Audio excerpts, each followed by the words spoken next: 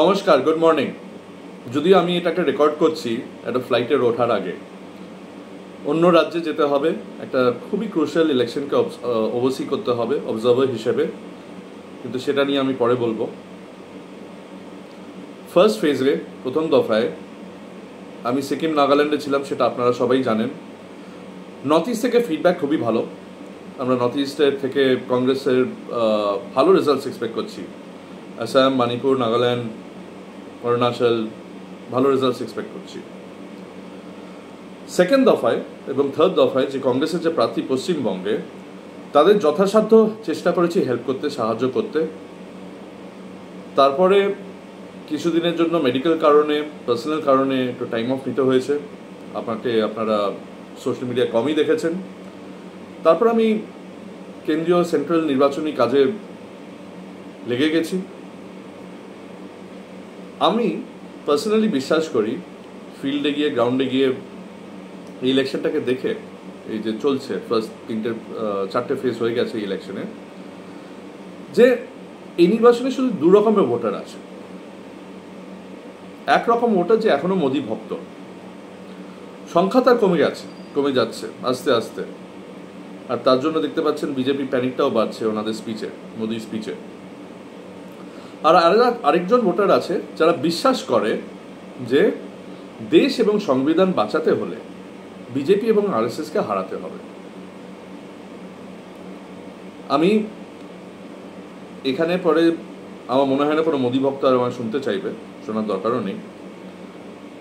কিন্তু যারা বিজেপি এবং আরএসএসকে হারাতে চায়, দেশ এবং সংবিধানকে বাঁচাতে চায়, পশ্চিমবঙ্গে ভোটারদের কথা বলছি। এখনো আমাদের সবচেয়ে ক্রুশিয়াল ফিফথ, সিক্সথ আর সেভেন্থ ফেজ আসছে, পুরো প্রপার সাউথ বেঙ্গলের ইলেকশনস এবার আমাদের এগিয়ে এসছে।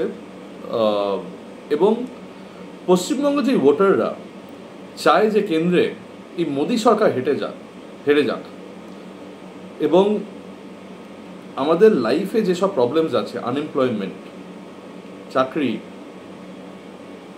প্রাইস রাইজ, এগুলো নিয়ে যারা চায় যে একটা সরকার যে চিন্তা করতে চায়, তাদেরকে আমি অ্যাড্রেস করে বলছি যে তাদের চয়েসে কোনো বিভ্রান্তি হওয়া উচিত না। এই লড়াইয়ে একজনই প্রতীক আছে, একজনই কাণ্ডারি আছে, একজনই লিডার আছে, সে হচ্ছে রাহুল গান্ধী। রাহুল গান্ধী হচ্ছে দেশের ভরসা, দেশের আশা। আমি আর কয়েকজন ক্রিয়েটিভ মাইন্ডেড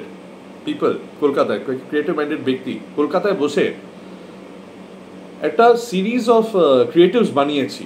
এই যে আমি আপনাকে বললাম রাহুল গান্ধীকে নিজে, রাহুল গান্ধী একাই প্রতীক বিজেপিকে হারাতে, মোদিকে হারাতে, দেশকে বাঁচাতে, সংবিধানকে বাঁচাতে। এর উপর আমরা বসে চারটে ক্রিয়েটিভ বানিয়েছি। এই চারটে ক্রিয়েটিভ আমি কাল সকাল থেকে 4 দিনের উপর আমি রিলিজ করবো এই ফেসবুকে আমার পোস্ট করে। আপনারা দেখবেন, যদি ভাল লাগে শেয়ার করবেন, ফরওয়ার্ড করবেন, হোয়াটসঅ্যাপ গ্রুপে ডালবেন, চারিদিকে দেখাবেন। আশা করি আপনাদের ভাল লাগবে, আর আশা করি আমি ক্যাপচার করতে পেরেছি আমি যে স্পিরিটটা গ্রাউন্ডে দেখছি রাহুল গান্ধীকে নিয়ে। আর আমি যেটা পার্সোনালি বিশ্বাস করি যে যদি কোনো ভোটার ইভিএমে যাচ্ছে, যেদিন ভোট করতে যাচ্ছে, এবং ওনার মাথায় ভাবছে কার জন্য আমার ভোট করা উচিত, মোদিকে সরাতে, বিজেপিকে সরাতে, আরএসএসকে সরাতে, তাহলে তার দেখা উচিত যে কোন ক্যান্ডিডেট রাহুল গান্ধীর হাত শক্ত করবে, এবং সেই ক্যান্ডিডেটের জন্য ভোট করা উচিত।